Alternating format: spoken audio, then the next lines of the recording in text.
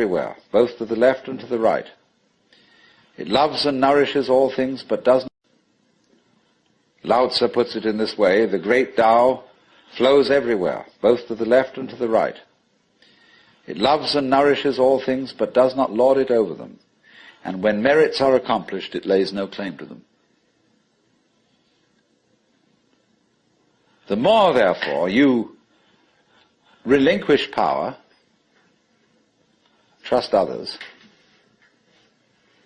the more powerful you become, but in such a way that instead of having to lie awake nights controlling everything, you do it beautifully by trusting the job to everyone else. And they carry it on for you. So you can go to sleep at night and trust your nervous system to wake you up in the morning. You can even tell it, I want to wake up at 6 o'clock, and it'll wake you up just like an alarm clock. This seems a sort of paradox to say this, but the principle of unity, of coming to a sense of oneness with the whole of the rest of the universe, is not to try to obtain power over the rest of the universe. That will only disturb it and antagonize it and make it seem less one with you than ever. The way to become one with the universe is to trust it as another, as you would another, and say, let's see what you're going to do. But in doing that, you see, in saying that to everything else that you have been taught to think is not you, you are also saying it to yourself.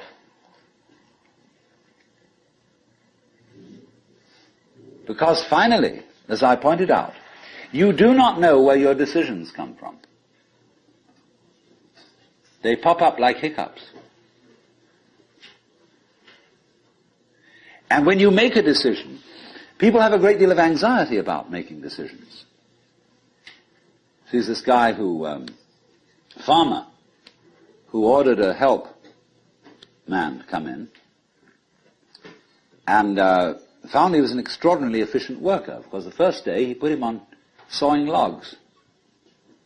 And he sawed more logs than anybody had ever sawed. It was fantastic. But it was all done in one day. So the next day he put him on to mending fences. And there were all kinds of broken fences around the farm, and in one day he had the whole thing done. So he thought, what am I going to do with this guy? So he took him down into a basement and said, look, here are all the potatoes that have come in from this harvest. And I want you to sort them into 3 groups. Those that we sell, those that we use for seeding, and those that we throw away. So he left him at that. At the end of the day, the laborer came back and said, well, that's enough, mister. I quit. Oh, he said, you can't quit. I've never had such an excellent worker. I'll raise your salary. I'll do anything to keep you around here. I said, no. It's all right mending fences and chopping wood, but this potato business is decision after decision after decision after decision.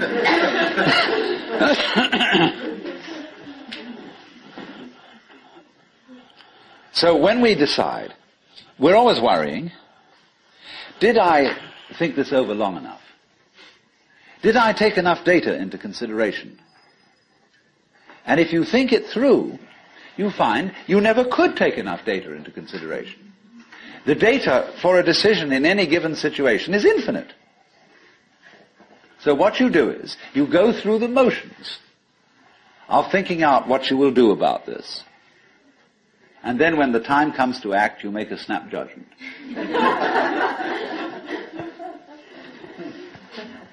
I mean, I'm speaking a little extremely, making some fun of it and so on, because after all, we do occasionally get the vague outlines of things and make a right decision on rational grounds.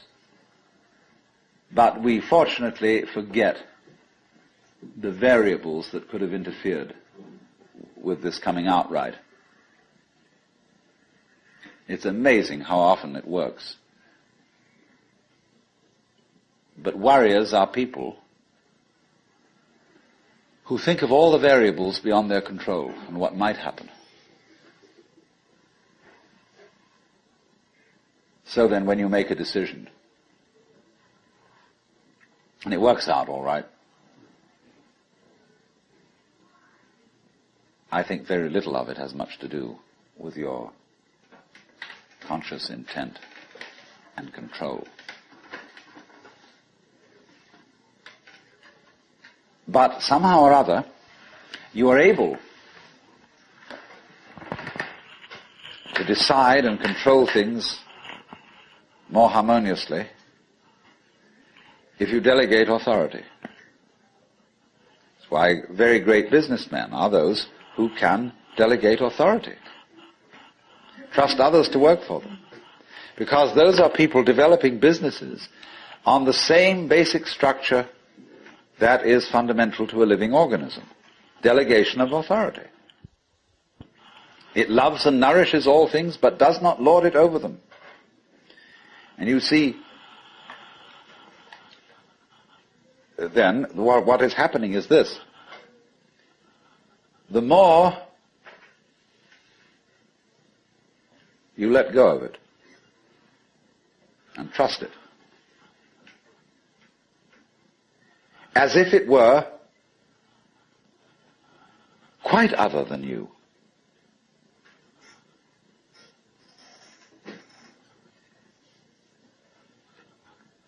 the more you realize the inseparable identity of self and other.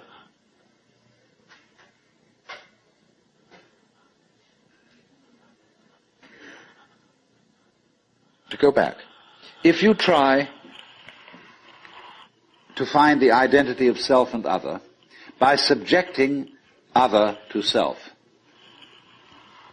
no go. If, on the other hand, you find it through giving self, that is control, over to other, and trusting that, you may make a mistake. You may make a bad gamble. But in the long run, you're acting on a principle which has the backing of evolution. This is the way biological evolution goes on. Constant delegation of authority. That's why, obviously, the democracy is superior to the monarchy. It was de Tocqueville who said that democracy is always right, but for the wrong reasons. Because there is operating in a democracy the principle that Buckminster Fuller calls synergy. And synergy is the intelligence of a highly complex system, the nature of which is always unknown to the individual members. Because that goes back again to this point, that we're always entering a new environment. We don't ever know fully what the new environment is, because the only environments we know are the past ones. There is always then operating in the development of cellular life on any level a new way of organization, higher than any existing form, and we are not aware of it until after it's happened. If you ever saw, for example, the film Kon-Tiki, this man figured out a few things as to how to make a balsa wood raft to sail from South America to the Pacific Islands. But once he had set this in motion, he discovered that all sorts of unexpected factors cooperated with him. That when the wood got wet, it expanded so that the ties bit into it and held it completely secure. He had never expected that. And he found that as he sailed along, a flying fish would simply alight flat on the deck every morning for breakfast. That all kinds of natural factors, it was just, he had touched a key where he was flowing with the course of nature, and everything cooperated with him. Because he had touched the key. He had made the act of faith. And he was just picking up, in other words, a practice which had been hundreds and hundreds of years ago, had been followed by others who had worked it out by their great ecological awareness.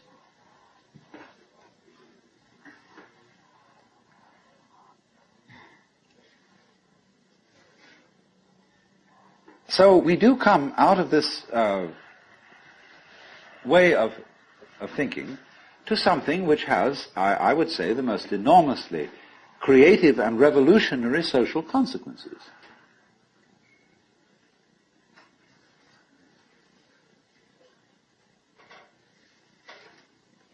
That it has become not virtuous,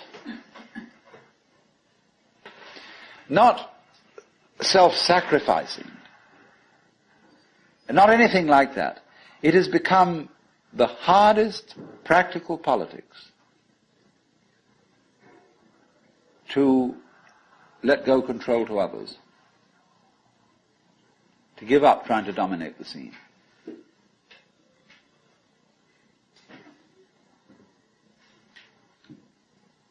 Also, in a parallel way, it has become at this time in our history very much hard practical politics.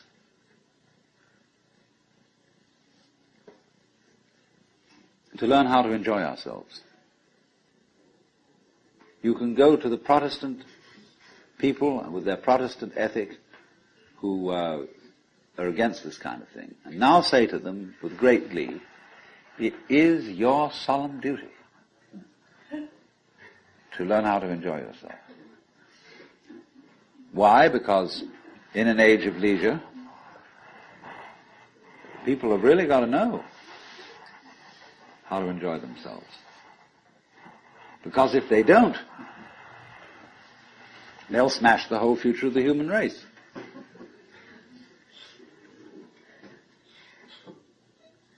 So a utopia has become not some sort of a dream, but an urgent necessity. We can't do without it. Because if we try to do without it, what's going to happen is that we are going to terminate our race in a mutual massacre of scapegoats.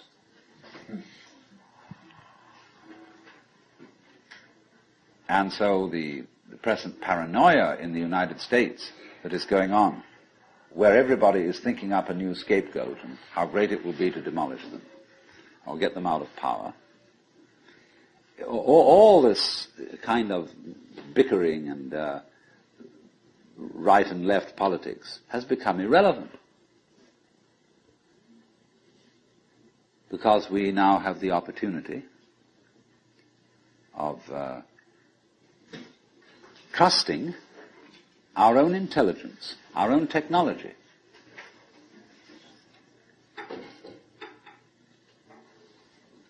To take the risk of doing what we want, which will work to the extent that we realize that what I want, basically, what I really want is what you want. And I don't know what you want. It surprised me.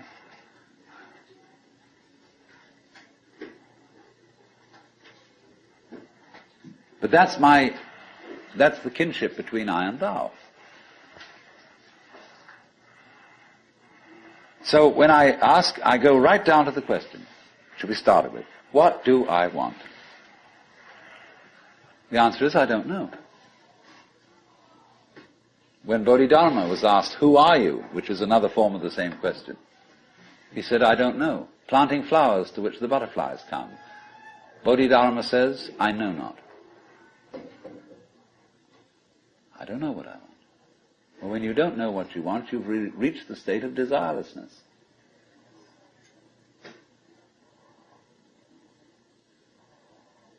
When you really don't know.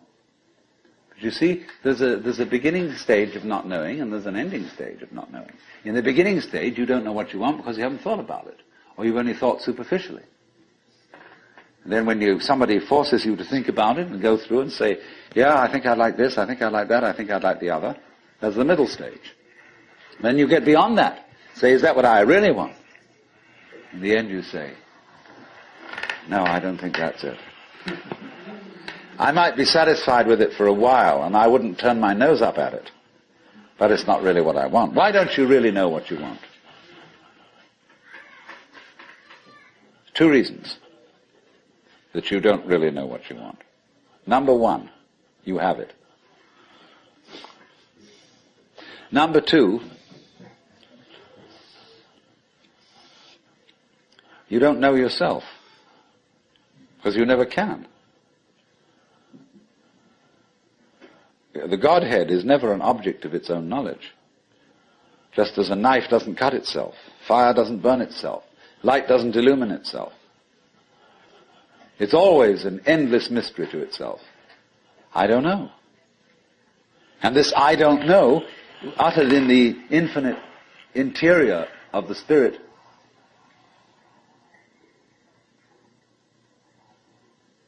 this I don't know is the same thing as I love, I let go, I don't try to force or control. It's the same thing as humility.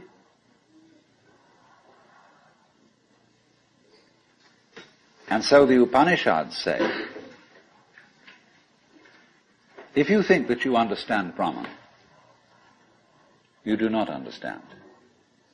And you have yet to be instructed further.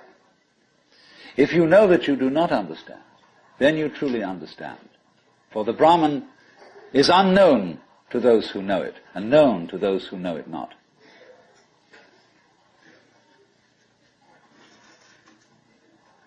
And the principle is that any time you, as it were, voluntarily let up control, in other words, cease to cling to yourself, you have an access of power. Because you're wasting energy all the time in self-defense, trying to manage things, trying to force things to conform to your will. The moment you stop doing that, that wasted energy is available. And therefore you are, in that sense, having that energy available, you are one with the divine principle. You have the energy. When you're trying, however, to act as if you were God, that is to say, you don't trust anybody and you're the dictator and you have to keep everybody in line, you lose the divine energy. Because what you're doing is simply defending yourself. So then, the principle is, the more you give it away, the more it comes back. Now you say, I don't have the courage to give it away. I'm afraid.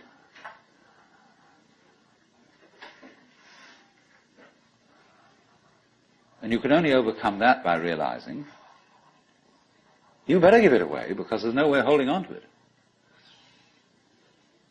The meaning of the fact, you see, that everything is dissolving constantly, that we're all falling apart, we're all in a process of constant death,